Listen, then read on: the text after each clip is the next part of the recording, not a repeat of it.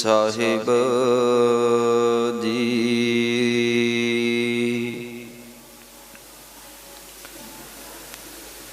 ਮੈਂ ਮੂਰਖ ਕੀ ਕੇਤਕ ਬਾਤ ਹੈ,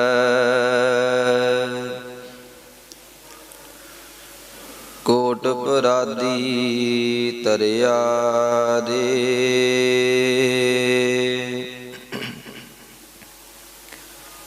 ਗੁਰੂ ਨਾਨਕ ਜਿਨ ਸੁਣਿਆ ਵੇਖਿਆ,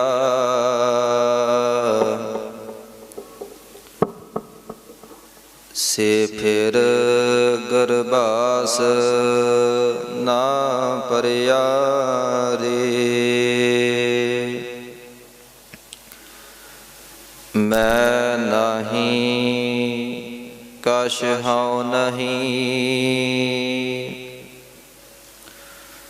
ਕਛ ਆਹੇ ਨ ਮੋਰਾ।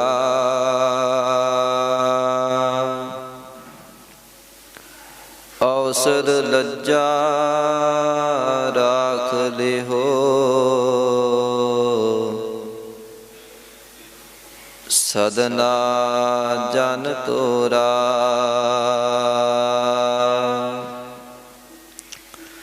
ਕਹਾਂ ਬੁੱਧ ਪ੍ਰਭ ਤੁਛ ਹਮਾਰੀ, ਬਰਨ ਸਕੈ ਮਹਿਮਾ ਜੋ ਤਿਹਾਰੀ। ਹਮ ਨਾ ਸਕਤ ਕਰ ਸਿਫਤ ਤੁਮਾਰੀ, ਆਪ ਲਿਹੋ ਤੁਮ ਕਥਾ ਸੁਧਾਰੀ।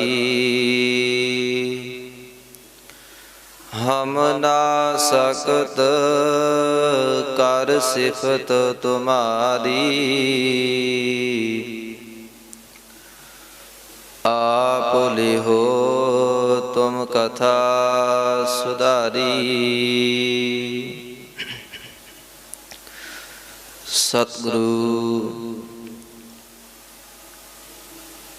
ਪੰਚਮ ਪਾਤਸ਼ਾਹ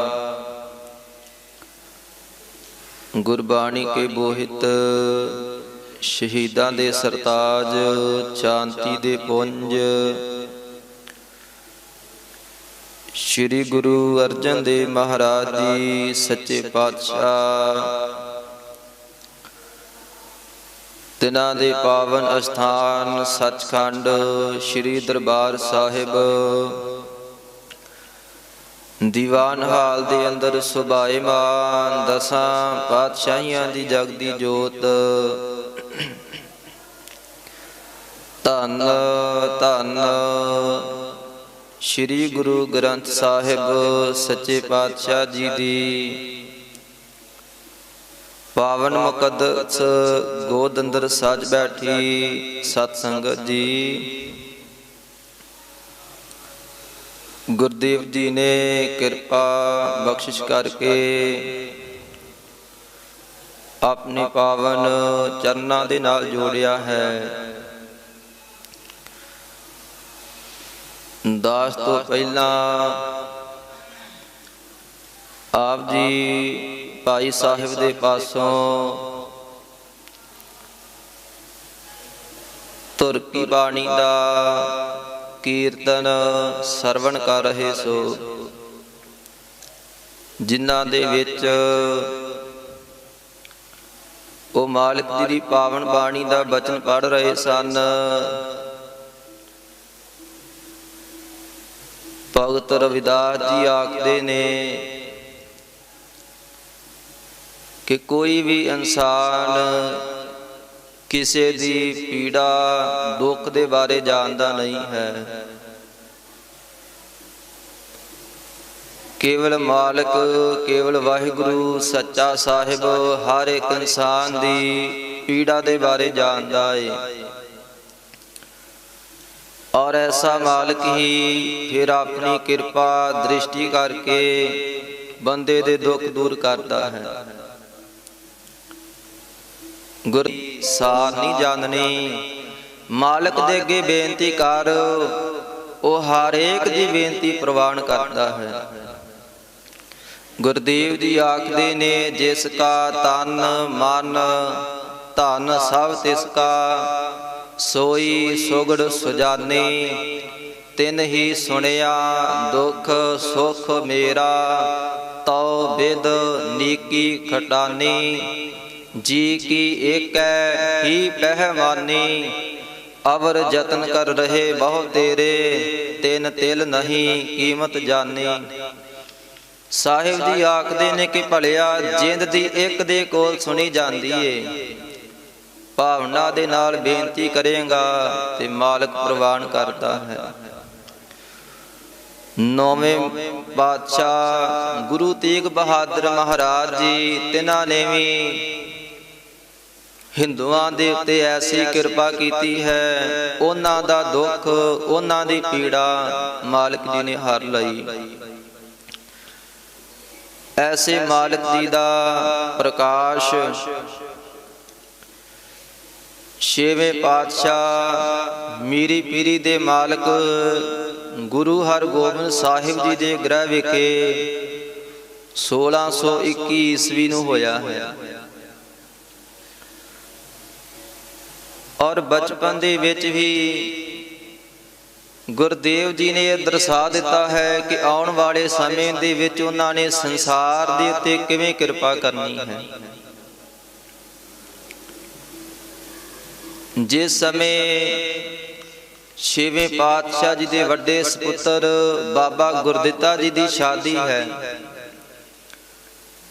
ਤੇ ਮਾਲਕ ਜੀ ਸਾਰਿਆਂ ਤੋਂ ਛੋਟੇ ਨੇ, ਤੇ ਅਸੀਂ ਜਾਣਦੇ ਹਾਂ ਪਰਿਵਾਰ ਦੇ ਵਿੱਚ ਜਿਹੜਾ ਛੋਟਾ ਬਾਲਕ ਹੋਏ ਉਸ ਨੂੰ ਸਾਰਿਆਂ ਤੋਂ ਪਹਿਲਾਂ ਤਿਆਰ ਕੀਤਾ ਜਾਂਦਾ ਹੈ, ਸੁੰਦਰ ਵਸਤਰ ਪਹਿਨਾਏ ਜਾਂਦੇ ਨੇ। ਗੁਰੂ ਤੇਗ ਬਹਾਦਰ ਮਹਾਰਾਜ ਜੀ ਨੂੰ ਮਾਤਾ ਜੀ ਨੇ ਸੁੰਦਰ ਵਸਤਰ ਔਰ ਕੰਗਣ ਪਹਿਨਾਏ ਨੇ। ਮਾਲਕ ਜੀ ਬਾਹਰ ਖੇਡਣ ਦੇ ਲਈ ਆਏ ਤੇ ਕੀ ਤੱਕਦੇ ਨੇ, ਇੱਕ ਬਾਲਕ ਨਗਨ ਅਵਸਥਾ ਦੇ ਵਿੱਚ ਬੈਠਾ ਹੈ। ਗੁਰਦੇਵ ਜੀ ਪੁੱਛਣ ਲੱਗੇ ਕਿ ਭਲਿਆ ਨਗਨ ਕਿਉਂ ਹੈ, ਵਸਤਰ ਕਿਉਂ ਨਹੀਂ ਪਹਿਨੇ? ਤੇ ਬਾਲਕ ਆਖਦਾ ਏ ਕਿ ਸਤਿਗੁਰੂ ਜੀ, ਆਪ ਜੀ ਦੀਨ ਦੁਨੀਆ ਦੇ ਮਾਲਕ ਹੋ, ਅੰਤਰਜਾਮੀ ਹੋ, ਆਪ ਜੀ ਜਾਣਦੇ ਹੋ ਮੇਰੇ ਮਾਂ ਬਾਪ ਦੇ ਪਾਸ ਮਾਇਆ ਹੈ ਹੀ ਨਹੀਂ, ਤੇ ਵਸਤਰ ਕਿੱਥੋਂ ਲਾਂ? ਇਤਨੀ ਦਇਆ ਗੁਰਦੇਵ ਜੀ ਨੇ ਆਪਣੇ ਵਸਤਰ, ਸੁੰਦਰ ਪੋਸ਼ਾਕ, ਕੰਗਣ ਉਤਾਰ ਕੇ ਉਸ ਬਾਲਕ ਨੂੰ ਦੇ ਦਿੱਤੇ ਔਰ ਘਰ ਵਾਪਸ ਆ ਗਏ।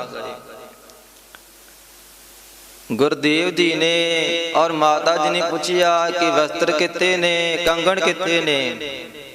ਜੇ ਸਤਿਗੁਰੂ ਜੀ ਆਖਣ ਲੱਗੇ ਜਿਸ ਨੂੰ ਲੋੜ ਸੀ ਉਸ ਨੂੰ ਦੇ ਆਏ ਹਾਂ। ਮਾਤਾ ਜੀ ਦੇਖ ਕੇ ਬੜੇ ਹੈਰਾਨ ਹੋਏ ਨੇ ਕਿ ਤਾਂ ਐਨ ਕਰਤਾਰ ਦੇ ਨਾਲ ਜੁੜੇ ਨੇ, ਸੰਸਾਰ ਦੀ ਸੋਝੀ ਨਹੀਂ ਰੱਖਦੇ।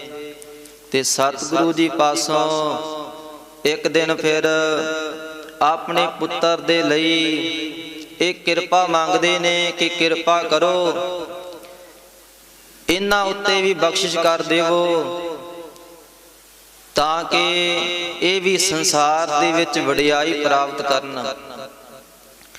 ਮੀਰੀ ਪੀਰੀ ਦੇ ਪਾਤਸ਼ਾਹ ਨੇ ਫਿਰ 3 ਦਾਤਾਂ ਨੌਵੇਂ ਮਾਲਕ ਜੀ ਨੂੰ ਦਿੱਤੀਆਂ ਨੇ।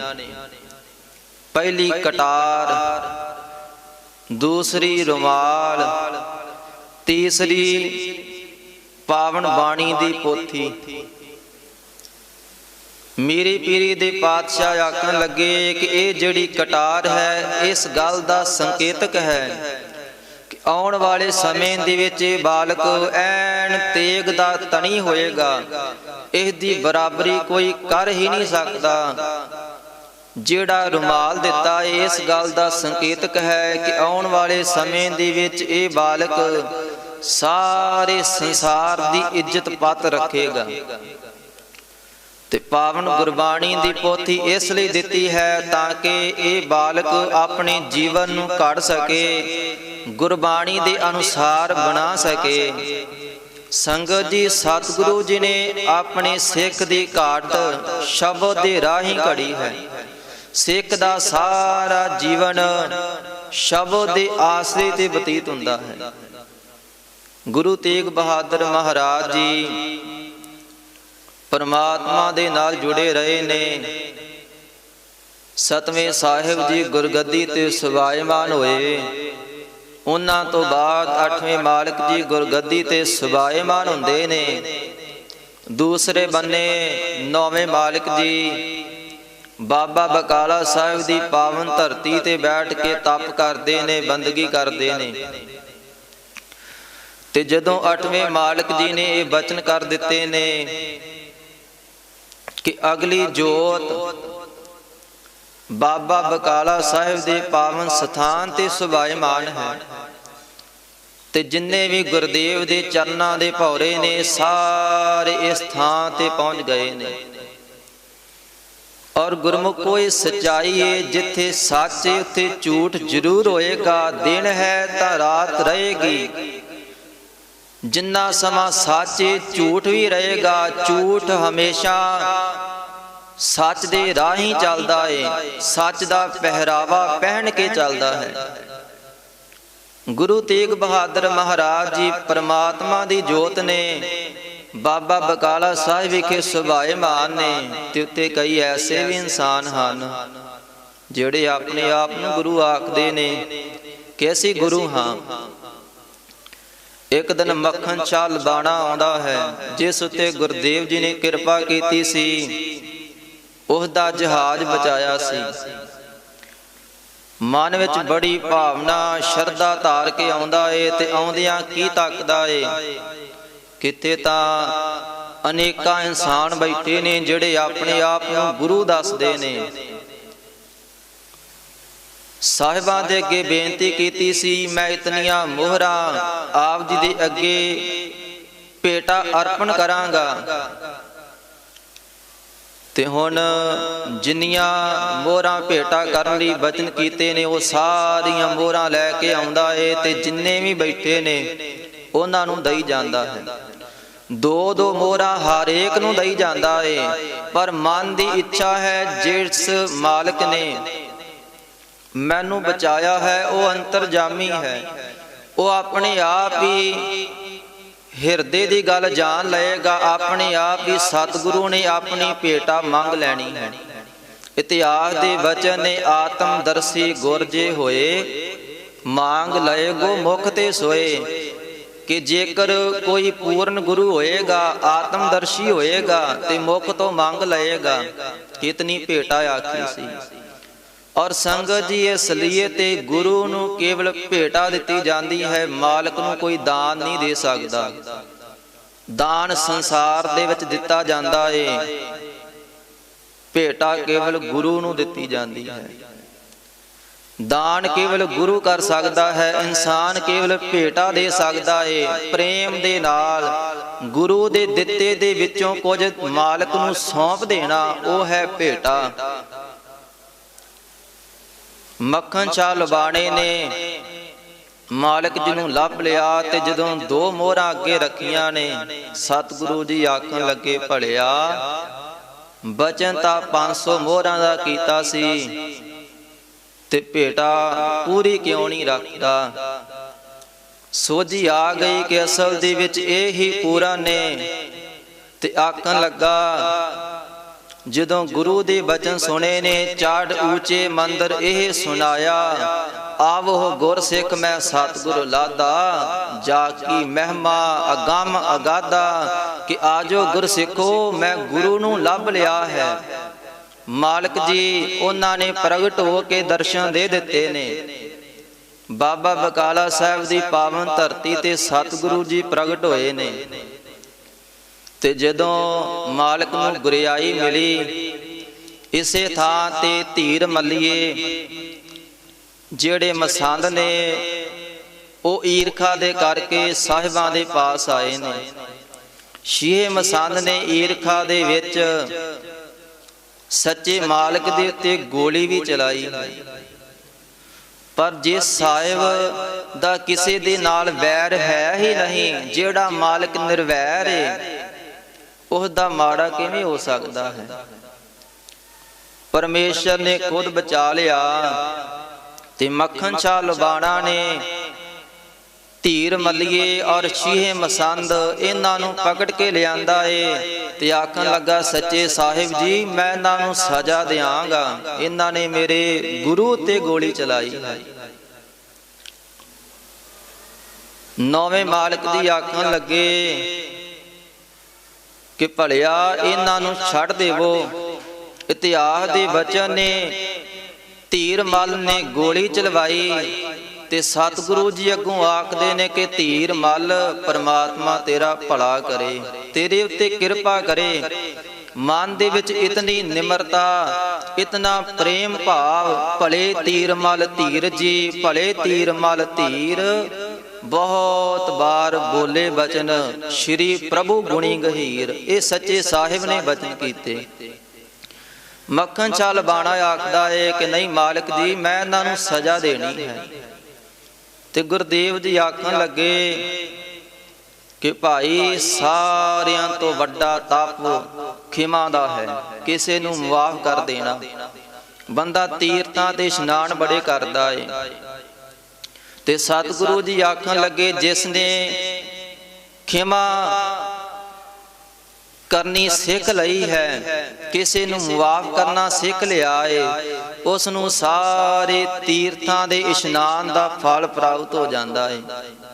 ਗੁਰਦੇਵ ਜੀ ਨੇ ਆਪਣੇ ਸਿੱਖ ਨੂੰ ਇਹ ਬਚਨ ਕੀਤੇ ਸਨ, ਕਰਨੀ ਸ਼ਿਮਾ ਮਹਾ ਤਪਦਾਨ, ਸ਼ਿਮਾ ਸਕਲ ਤੀਰਥ ਇਸ਼ਨਾਨ। ਤੇ ਉਸ ਸਮੇਂ ਮਾਤਾ ਨਾਨਕੀ ਜੀ ਨੇ ਇਹੀ ਬਚਨ ਕੀਤੇ ਸਨ।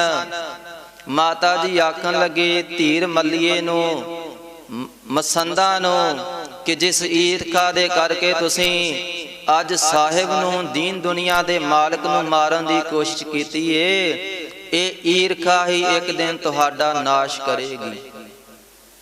ਜਿਉਂ ਜਬਰੀ ਕਰ ਆਣ ਪਰੇ ਹੋ, ਜਿਉਂ ਬੇਸਪੀਕਰ ਆਪ ਮਰੇ ਹੋ। ਈਰਖਾ ਜ਼ਹਿਰ ਦੀ ਨਿਆਈ ਹੈ, ਜਿਸ ਬੰਦੇ ਨੇ ਆਪਣੇ ਅੰਦਰ ਰੱਖੀ ਏ, ਮਾਤਾ ਜੀ ਆਖਦੇ ਨੇ ਉਹ ਆਪਣੇ ਆਪ ਹੀ ਖਤਮ ਹੋ ਜਾਂਦਾ ਹੈ। ਜ਼ਹਿਰ ਦੇ ਨਾਲ ਕੋਈ ਬਚਦਾ ਨਹੀਂ ਹੈ, ਉਹ ਆਪਣੇ ਆਪ ਖਤਮ ਹੋ ਜਾਂਦਾ ਹੈ। ਸਮਾਂ ਆਇਆ ਸਤਿਗੁਰੂ ਜੀ ਨੇ ਆਨੰਦਪੁਰ ਸਾਹਿਬ ਦਾ ਨਗਰ ਵਸਾਇਆ ਹੈ। ਦੂਸਰੇ ਬੰਨੇ ਔਰੰਗਜ਼ੇਬ ਨੇ ਨੀਤੀ ਅਪਣਾਈ ਕਿ ਜਿੰਨੇ ਵੀ ਇਨਸਾਨ ਨੇ, ਹਿੰਦੂ ਨੇ, ਇਹਨਾਂ ਨੂੰ ਮੁਸਲਮਾਨ ਬਣਾਇਆ ਜਾਏ। ਹਰੇਕ ਧਰਮ ਦੇ ਜਿਹੜੇ 3 ਥੰਮ ਹੁੰਦੇ ਨੇ, ਪਹਿਲਾ ਹੈ ਧਾਰਮਿਕ ਗ੍ਰੰਥ, ਦੂਸਰਾ ਹੈ ਧਾਰਮਿਕ ਅਸਥਾਨ, ਤੀਸਰਾ ਹੈ ਧਰਮ ਨੂੰ ਚਲਾਉਣ ਵਾਲੇ ਪੈਗੰਬਰ। ਔਰੰਗਜ਼ੇਬ ਨੇ 2 ਥੰਮ ਸੁੱਟ ਕੇ ਦੇਖ ਲਏ ਨੇ। ਹਿੰਦੂ ਧਰਮ ਦੇ ਗ੍ਰੰਥਾਂ ਦੀ ਬੇਅਦਬੀ ਕਰਕੇ ਦੇਖ ਲਈ, ਮੰਦਰਾਂ ਨੂੰ ਢਾਹ ਕੇ ਦੇਖ ਲਿਆ। ਅਖੀਰ ਉਸ ਨੇ ਇਹ ਰਸਤਾ ਅਪਣਾਇਆ ਹੈ ਕਿ ਜਿਹੜੇ ਇਹਨਾਂ ਦੇ ਵਿਦਿਆ ਦਾਤੇ ਨੇ, ਪੰਡਿਤ, ਉਹਨਾਂ ਨੂੰ ਮੁਸਲਮਾਨ ਬਣਾਇਆ ਜਾਏ, ਬਾਕੀ ਸਾਰੇ ਆਪਣੇ ਆਪ ਮੁਸਲਮਾਨ ਜਾਣਗੇ। ਇਤਿਹਾਸ ਦੇ ਬਚਨ ਨੇ, ਕਵੀ ਜੀ ਲਿਖਦੇ ਨੇ, ਕਈ ਲੋਭ ਦੇ ਕਰਕੇ ਮੁਸਲਮਾਨ ਬਣ ਗਏ ਤੇ ਕਈ ਜ਼ੁਲਮ ਦਾ ਕਰਕੇ। ਸਤਿਗੁਰੂ ਜੀ ਜਦੋਂ ਆਨੰਦਪੁਰ ਦੇ ਪਾਵਨ ਸਥਾਨ ਤੇ ਸੁਭਾਏਮਾਨ ਨੇ ਤੇ 10ਵੇਂ ਸਾਹਿਬ ਜੀ ਵੀ ਆਪਣੇ ਗੁਰੂ ਪਿਤਾ ਦੇ ਪਾਸ ਪਹੁੰਚ ਗਏ ਨੇ। ਉਸ ਸਮੇਂ ਫਿਰ ਕਸ਼ਮੀਰੀ ਪੰਡਿਤ ਪਹੁੰਚੇ ਨੇ ਕਿਰਪਾ ਰਾਮ ਦੀ ਅਗਵਾਈ ਦੇ ਹੇਠ। ਆ ਕੇ ਬੇਨਤੀ ਕਰਦੇ ਨੇ ਕਿ ਕਿਰਪਾ ਕਰੋ, ਸਾਡੇ ਧਰਮ ਨੂੰ ਰੱਖ ਲਓ, ਕੋਈ ਬਚਾ ਨਹੀਂ ਸਕਦਾ। ਗੁਰੂ ਤੇਗ ਬਹਾਦਰ ਮਹਾਰਾਜ ਜੀ ਉਹਨਾਂ ਦੀ ਬੇਨਤੀ ਸੁਣਦੇ ਨੇ। ਔਰ ਸੰਗਤ ਜੀ, ਜਦੋਂ ਵੀ ਮਾਲਕ ਦੇ ਅੱਗੇ ਬੇਨਤੀ ਕਰਨੀ ਹੈ, ਸੰਸਾਰ ਦੇ ਸਾਰੇ ਆਸਰੇ ਛੱਡ ਕੇ ਬੇਨਤੀ ਕੀਤੀ ਜਾਏ ਤਾਂ ਗੁਰੂ ਪ੍ਰਵਾਨ ਕਰਦਾ ਹੈ। ਕਿਰਪਾ ਰਾਮ ਦੀ ਅਗਵਾਈ ਦੇ ਜਿੰਨੇ ਵੀ ਕਸ਼ਮੀਰੀ ਪੰਡਿਤ ਪਹੁੰਚੇ ਨੇ, ਉਹਨਾਂ ਨੇ ਆਪਣੇ ਦੋਵੇਂ ਹੱਥ ਤਾਂ ਖੜੇ ਕਰਕੇ ਬੇਨਤੀ ਕੀਤੀ ਹੈ ਕਿ ਸਾਡਾ ਵਸ ਨਹੀਂ ਚੱਲਦਾ, ਤੁਸੀਂ ਕਿਰਪਾ ਕਰਕੇ ਸਾਨੂੰ ਰੱਖ ਲਓ। पावन बाणी देवी बचने ऊपर पूजा कर, मैं गुर पै पुकारिया तिन हों लिया उबारी। मैं अपनिया दोवें भुजा बावां उतान करके पुकार कीती ते मालक ने मेरी लाज रख लई। कवि जी लिखते ने इन्हां ने बेनती कीती, गज के बंधन काट नहारे, तू गुरु नानक है अवतारे। जिम द्रौपदी रखी लाज, दियो सवार सदामे काज। फिरत फिरत आए प्रभ थारे, थक परियो हों तो दरबारे। दुखी विपर जो चल आए पुरी आनंद, बाह साडी पकड़ी है गुर हर गोबिंद के चंद। असीं दुखी हाँ आप जी दे पास आए हाँ, साडी बाह फड़ो। ते मालिक जी अपने पुत्र दे वल देखण लगे ने कि दसवें मालिक जी पातशाह जी की जवाब देंदे ने। गुरु गोबिंद सिंह साहिब जी अपने पिता नूं आखण लगे ने कि इन्हां दा धर्म तां ही बच सकदा है जेकर आप जी किरपा करो, क्योंकि नौवें गुरदेव जी ने आखिया सी इन्हां दे धर्म नूं कोई महापुरख ही बचा सकदा है जिहड़ा कुर्बानी दे। ते ਗਿਆਨੀ ਗਿਆਨ ਸਿੰਘ ने बड़ा सुंदर लिखिया है कि जदों कश्मीरी पंडितां दे उत्ते भीड़ पई तां फिर अकाल पुरख ने बचन आखे सन कि औरंगजेब दी प्रालब्ध बहुत पई है, जिसदी प्रालब्ध जिन्नी चंगी होए संसार दे विच उतने ही सुख भोगदा है। ते मालक आखन लगा इहदी प्रालब्ध केवल गुरु तेग बहादुर महाराज जी खत्म कर सकते ने, जिदन अपने शरीर दा ठीकरा इन्हां मुगलों के सिर ते भंनणगे।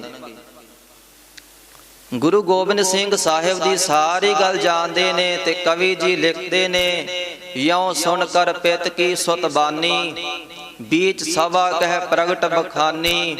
तुम ते अधिक और को नाही, देग तेग जाके गृह माही।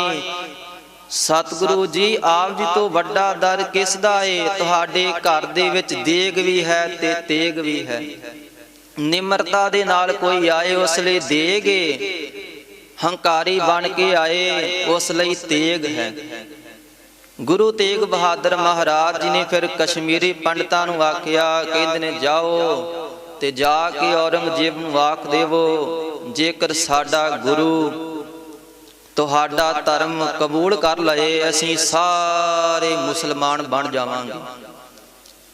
एक कवि ने बड़ा सुंदर लिखिया है, वो लिखदा है मालिक जी ने अपना खून दे के हिंदू धर्म नूं बचाया है। अज दे समय दे विच जिन्ने भी हिंदू धर्म के धार्मिक स्थान ने उन्हां दे विच जिन्ने भी दीवे जल रहे ने उन्हां दीवियां दे विच मालिक दा खून है। ओ लखारी लिखदा है गुरदेव जी आखदे ने, कहा सतगुरु बचियो घरी जाओ, जान दे के सत बचावांगा मैं। हिंदू धर्म दे बुझ रहे दीवे अंदर तेल अपने लहू दा पावांगा मैं। पाया भारत वर्ष दियां जड़ां विच लहू अपना, भारत वर्ष दा बाग तां फल रिहा है। हुण भी देख लो हिंदू धर्म दे मंदिरां अंदर लहू तेग बहादुर दा बल रिहा है।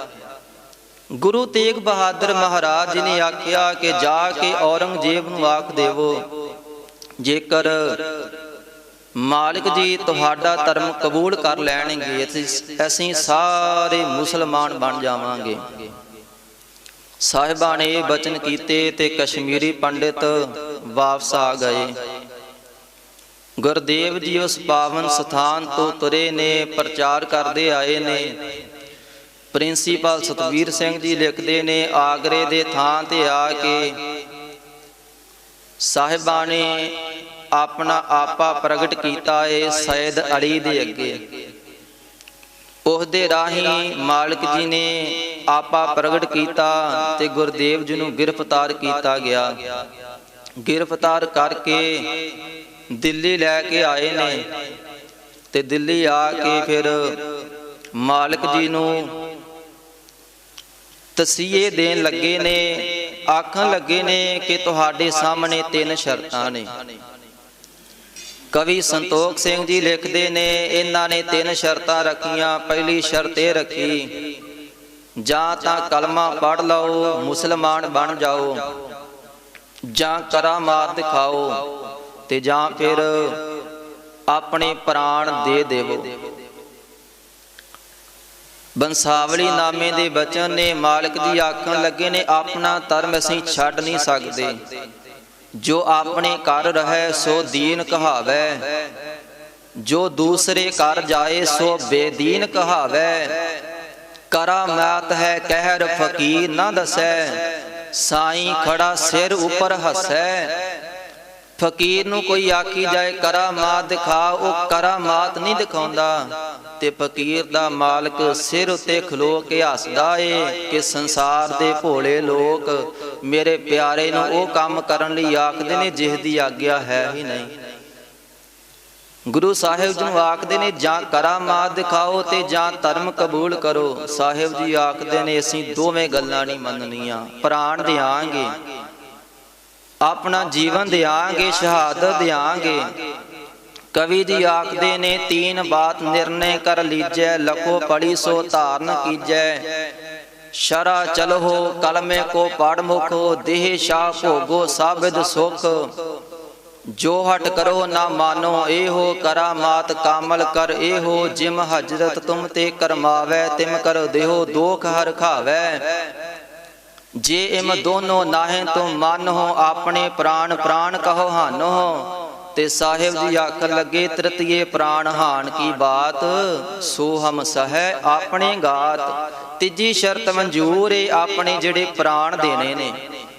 ਗੁਰੂ ਤੇਗ ਬਹਾਦਰ ਮਹਾਰਾਜ ਜੀ ਨੇ ਬਚਨ ਕਰ ਦਿੱਤੇ, ਜੇ ਸਾਹਿਬਾਂ ਦੇ ਜਿਹੜੇ 3 ਸਿੱਖ ਨੇ ਉਹਨਾਂ ਦੇ ਨਾਲ ਸਨ, ਉਹਨਾਂ ਨੂੰ ਸ਼ਹੀਦ ਕੀਤਾ ਗਿਆ। ਭਾਈ ਮਤੀ ਦਾਸ ਜੀ ਆਰੇ ਦੇ ਨਾਲ ਚੀਰ ਕੇ ਸ਼ਹੀਦ ਕੀਤਾ। ਭਾਈ ਦਿਆਲਾ ਜੀ ਦੇਗ ਵਿੱਚ ਉਬਾਲ ਕੇ ਸ਼ਹੀਦ ਕੀਤਾ। ਭਾਈ ਸਤੀ ਦਾਸ ਜੀ ਤਿੰਨਾਂ ਨੂੰ ਰੂਹ ਵਿੱਚ ਲਪੇਟ ਕੇ ਅੱਗ ਲਗਾ ਕੇ ਸ਼ਹੀਦ ਕੀਤਾ ਗਿਆ।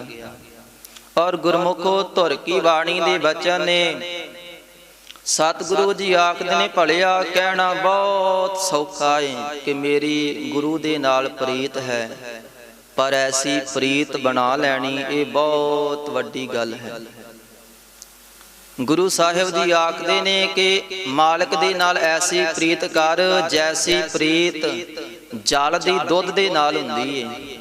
ਤੇ ਕਦੀ ਦੇਖੋ ਸੰਗਤ ਜੀ, ਜਦੋਂ ਦੁੱਧ ਦੇ ਵਿੱਚ ਜਲ ਪਾ ਦਿੱਤਾ ਜਾਏ, ਦੁੱਧ ਨੂੰ ਅੱਗ ਤੇ ਰੱਖੋ, ਸਾਰਿਆਂ ਤੋਂ ਪਹਿਲਾਂ ਪਾਣੀ ਆਪਣੇ ਆਪ ਨੂੰ ਸਾੜਦਾ ਹੈ। ਅੱਗ ਦੁੱਧ ਨੂੰ ਬਾਅਦ ਵਿੱਚ ਸਾੜਦੀ ਏ। ਭਾਈ ਮਤੀ ਦਾਸ ਜੀ, ਭਾਈ ਦਿਆਲਾ ਜੀ, ਭਾਈ ਸਤੀ ਦਾਸ ਜੀ ਮਾਲਕ ਦੇ ਨਾਲ ਇਤਨਾ ਪ੍ਰੇਮ, ਪਹਿਲਾਂ ਖੁਦ ਸ਼ਹਾਦਤ ਦਿੱਤੀ ਏ। ਤੇ ਸਤਿਗੁਰੂ ਜੀ ਆਖਦੇ ਨੇ, ਰੇ ਮਨ ਐਸੀ ਹਰਸਿਓ ਪ੍ਰੀਤ ਕਰ, ਜੈਸੀ ਜਲ ਦੁੱਧ ਹੋਏ ਆਵਟਨ ਆਪੇ ਖਵੈ, ਦੁੱਧ ਕੋ ਖਪਨ ਨਾ ਦੇ। ਐਸੇ ਗੁਰ ਸੇਖੀ ਗੁਰੂ ਦੇ ਚਰਨਾਂ ਵਿੱਚ ਪ੍ਰਵਾਨ ਹੁੰਦੇ ਨੇ। ਗੁਰੂ ਤੇਗ ਬਹਾਦਰ ਮਹਾਰਾਜ ਜੀ ਫਿਰ ਸ਼ਹਾਦਤ ਦੇਣ ਲੱਗੇ ਨੇ। ਸਮਾਣੇ ਦਾ ਜਲਾਦ ਹੈ ਜਲਾਲੂਦੀਨ, ਤੇ ਬੜਾ ਹੰਕਾਰ ਦੇ ਨਾਲ ਆਖਦਾ ਏ ਕਿ ਮੇਰੇ ਤਾਂ ਵੱਡੇ ਵਡੇਰੇ ਇਹੀ ਕੰਮ ਕਰਦੇ ਰਹੇ ਨੇ। ਤੇ ਇੱਕ ਕਵੀ ਨੇ ਬੜਾ ਸੁੰਦਰ ਲਿਖਿਆ ਏ, ਗੁਰਦੇਵ ਜੀ ਆਖਣ ਲੱਗੇ ਕਿ ਜੇਕਰ ਤੇਰੇ ਵੱਡੇ ਵਡੇਰੇ ਜਲਾਦ ਰਹੇ ਨੇ ਤੇ ਮੇਰੇ ਵੱਡੇ ਵਡੇਰਿਆਂ ਨੇ ਮੈਨੂੰ ਸ਼ਹਾਦਤ ਦੇਣੀ ਸਿਖਾਈ ਹੈ। ਮੇਰੇ ਵੱਡੇ ਵਡੇਰਿਆਂ ਨੇ ਸ਼ਹੀਦੀ ਦਿੱਤੀ ਏ। ਕਵੀ ਨੇ ਬੜੇ ਸੁੰਦਰ ਬਚਨ ਲਿਖੇ ਨੇ ਕਿ ਸਤਿਗੁਰੂ ਜੀ ਆਖਣ ਲੱਗੇ, ਮੈਂ ਹਾਂ ਤੇਗ ਤੇ ਕੱਢ ਲੈ ਤੇਗ ਤੂੰ ਵੀ, 1 2 ਨਹੀਂ ਪਰਖ ਲੈ 100 ਤੇਗਾਂ। ਮੈਂ ਤਾਂ ਜੰਮਦਿਆਂ ਤੇਗਾਂ ਦੀ ਸ਼ਾਮ ਆਣੀ, ਮੇਰੇ ਸਾਵੇਂ ਨਹੀਂ ਸਕਦੀਆਂ ਹੋ ਤੇਗਾਂ। ਮੈਨੂੰ ਲਕਬੇ ਤੇਗ ਬਹਾਦਰੀ ਦਾ, ਦੇਖ ਪਿਤਾ ਦੀਆਂ ਪਹਿਨੀਆਂ 2 ਤੇਗਾਂ। ਮੇਰੇ ਪਿਤਾ ਦੀ ਅਣਖ ਬਹਾਦਰੀ ਤੇ ਰਿਹਾ ਪਰਖਦਾ ਤੇਰਾ ਪਿਓ ਤੇਗਾ। ਹੁਣ ਵੀ ਦੇਖੀ ਆਉਂਦੇ ਸਮੇਂ ਅੰਦਰ ਮੇਰੇ ਪੁੱਤਰ ਨੇ ਵਾਉਣੀਆਂ ਉਹ ਤੇਗਾਂ। ਉਹਦੀ ਤੇਗ ਚੋਂ ਜਿਹੜੀ ਤੇਗ ਨਿਕਲੂ, ਲੱਖਾਂ ਲਵੇਗੀ ਤੇਰੀਆਂ ਖੋ ਤੇਗਾਂ। ਇਹ ਮਾਲਕ ਨੇ ਜਲਾਲ ਨੂੰ ਭਵਿੱਖ ਦਰਸਾ ਦਿੱਤਾ ਕਿ ਆਉਣ ਵਾਲੇ ਸਮੇਂ ਦੇ ਵਿੱਚ ਮੁਗਲ ਸਾਮਰਾਜ ਖਤਮ ਹੋ ਜਾਏਗਾ। 1675 ਈਸਵੀ ਦੇ ਵਿੱਚ ਗੁਰੂ ਤੇਗ ਬਹਾਦਰ ਮਹਾਰਾਜ ਜੀ ਨੇ ਸ਼ਹੀਦੀ ਦਿੱਤੀ। ਸਾਹਿਬਾਂ ਦਾ ਸੀਸ ਧੜ ਨਾਲੋਂ ਅਲੱਗ ਕੀਤਾ ਗਿਆ। ਭਾਈ ਜੈਤਾ ਜੀ ਸੀਸ ਲੈ ਕੇ ਆਪਣੇ ਸਾਹਿਬ ਵੱਲ ਤੁਰ ਪਏ, 10ਵੇਂ ਮਾਲਕ ਵੱਲ। ਤੇ ਲੱਖੀ ਸ਼ਾਹ ਵਣਜਾਰਾ, ਭਾਈ ਨਗਾਈਆ ਆਦਿ ਗੁਰਸਿੱਖਾਂ ਨੇ ਸਾਹਿਬਾਂ ਦਾ ਜਿਹੜਾ ਧੜ ਹੈ ਉਹ ਚੁੱਕ ਕੇ ਲੈ ਗਏ ਔਰ ਸਤਿਗੁਰੂ ਜੀ ਦੇ ਧੜ ਦਾ ਸੰਸਕਾਰ ਕੀਤਾ। ਔਰ ਸੰਗਤ ਜੀ, ਗੁਰੂ ਗੋਬਿੰਦ ਸਿੰਘ ਸਾਹਿਬ ਜੀ ਆਖਦੇ ਨੇ ਕਿ ਕਲਯੁਗ ਦੇ ਵਿੱਚ 9ਵੇਂ ਸਾਹਿਬ ਜੀ ਨੇ ਇੱਕ ਵੱਡਾ ਸਾਕਾ ਕੀਤਾ ਹੈ। ਧਰਮ ਹੇਤ ਸਾਕਾ ਜਿਨ ਕੀਆ, ਸੀਸ ਦਿਆ ਪਰ ਸਿਰ ਨਾ ਦਿਆ। ਠੀਕਰ ਫੋਰ ਦਲੀਸ ਸਿਰ, ਪ੍ਰਾਪੁਰ ਕੀਆ ਭਿਆਨ। ਤੇਗ ਬਹਾਦਰ ਸੀ ਕਿਰਿਆ, ਕਰੀ ਨਾ ਕਿਨਹੂ ਆਣ। ਤੇਗ ਬਹਾਦਰ ਕੇ ਚਲਤ, ਭਇਓ ਜਗਤ ਕੋ ਸੋਕ। ਹੈ ਸਭ ਜਗ ਭਇਓ, ਜੈ ਜੈ ਜੈ ਸੁਰਲੋਕ। ਸਾਹਿਬ ਜੀ ਆਖਦੇ ਨੇ ਸੰਸਾਰ ਕਈ ਵਾਰ ਮਨ ਵਿੱਚ ਸ਼ੋਕ ਕਰਦਾ ਸੀ, ਪਰ ਐਸੇ ਜਨ ਵਿਰਲੇ ਸਨ ਜਿਨ੍ਹਾਂ ਨੂੰ ਪਤਾ ਸੀ ਸੁਰ ਲੋਕ ਦੇ ਵਿੱਚ ਵੀ ਸਾਹਿਬਾਂ ਦੀ ਜੈ ਜੈਕਾਰ ਹੋ ਰਹੀ ਹੈ। ਗੁਰੂ ਗੋਬਿੰਦ ਸਿੰਘ ਸਾਹਿਬ ਜੀ ਨੇ ਆਖਿਆ, ਸਾਡੇ ਗੁਰੂ ਪਿਤਾ ਨੇ ਇਸ ਸਮੇਂ ਦੇ ਵਿੱਚ ਸਾਕਾ ਕੀਤਾ ਹੈ। ਸਿੱਖ ਧਰਮ ਦੇ ਵਿੱਚ 3 ਸ਼ਬਦ ਆਏ ਨੇ, ਇੱਕ ਹੈ ਸਾਕਾ, ਇੱਕ ਹੈ ਜੰਗ ਤੇ ਇੱਕ ਹੈ ਘੱਲੂਘਾਰਾ। ਤਿੰਨਾਂ ਦੇ ਵੱਖਰੇ ਅਰਥ ਨੇ। ਜੰਗ ਦੇ ਵਿੱਚ ਮਾਲਕ ਦੇ ਪਿਆਰੇ ਜੂਝ ਕੇ ਸ਼ਹੀਦ ਹੁੰਦੇ ਨੇ, ਚਮਕੌਰ ਦੀ ਜੰਗ ਹੈ, ਪਰ ਸਰਹੰਦ ਦਾ ਸਾਕਾ ਹੈ। ਤੇ ਘੱਲੂਘਾਰੇ ਵੀ ਸਿੱਖ ਕੌਮ ਦੇ ਵਿੱਚ 3 ਹੋਏ ਨੇ, ਜਿੱਥੇ ਮਾਲਕ ਦੇ ਪਿਆਰੇ ਸ਼ਸਤਰ ਲੈ ਕੇ ਜੂਝਣ ਔਰ ਇੱਕ ਬੰਨੇ ਬੱਚੇ ਬਜ਼ੁਰਗ ਔਰਤਾਂ ਉਹਨਾਂ ਨੂੰ ਵੀ ਨਾਲ ਸ਼ਹੀਦ ਕੀਤਾ ਜਾਏ। ਜਿਨ੍ਹਾਂ ਦੇ ਪਾਸ ਸ਼ਸਤਰ ਹੈ ਹੀ ਨਹੀਂ, ਉਹ ਹੈ ਘੱਲੂਘਾਰਾ। ਤੇ ਜੰਗ ਦੇ ਵਿੱਚ ਜਿੱਥੇ ਮਾਲਕ ਦੇ ਪਿਆਰੇ ਜੂਝ ਕੇ ਸ਼ਹੀਦ ਹੋਣ, ਉਸ ਨੂੰ ਜੰਗ ਆਖਿਆ ਜਾਂਦਾ ਹੈ। ਸਾਕਾ ਉਹ ਹੈ ਜਿੱਥੇ ਸ਼ਾਂਤਮਈ ਕੋਈ ਸ਼ਹਾਦਤ ਦਏ। ਇਹ ਸਾਕਾ ਗੁਰੂ ਤੇਗ ਬਹਾਦਰ ਮਹਾਰਾਜ ਜੀ ਨੇ ਮਾਲਕ ਦੇ ਪੋਤਰਿਆਂ ਨੇ ਸਰਹੰਦ ਦੇ ਵਿੱਚ ਕੀਤਾ ਹੈ। ਤੇ ਇਸੇ ਲਈ ਇੱਕ ਵਿਦਵਾਨ ਨੇ ਲਿਖਿਆ ਏ, ਉਹ ਕਹਿੰਦਾ ਏ ਮਾਲਕ ਜੀ ਨੇ ਉਲਟੀ ਗੰਗਾ ਵਹਾ ਦਿੱਤੀ। ਪਹਿਲਾਂ ਕਾਤਲ ਖੁਦ ਮਕਤੂਲ ਦੇ ਕੋਲ ਆਉਂਦਾ ਸੀ ਤੇ ਸਾਹਿਬਾਂ ਨੇ ਇਹ ਉਲਟੀ ਗੰਗਾ ਵਹਾ ਦਿੱਤੀ, ਖੁਦ ਕਾਤਲ ਦੇ ਪਾਸ ਗਏ ਸਨ। ਗੁਰੂ ਤੇਗ ਬਹਾਦਰ ਮਹਾਰਾਜ ਜੀ ਨੇ ਹਿੰਦੂ ਧਰਮ ਨੂੰ ਬਚਾਇਆ।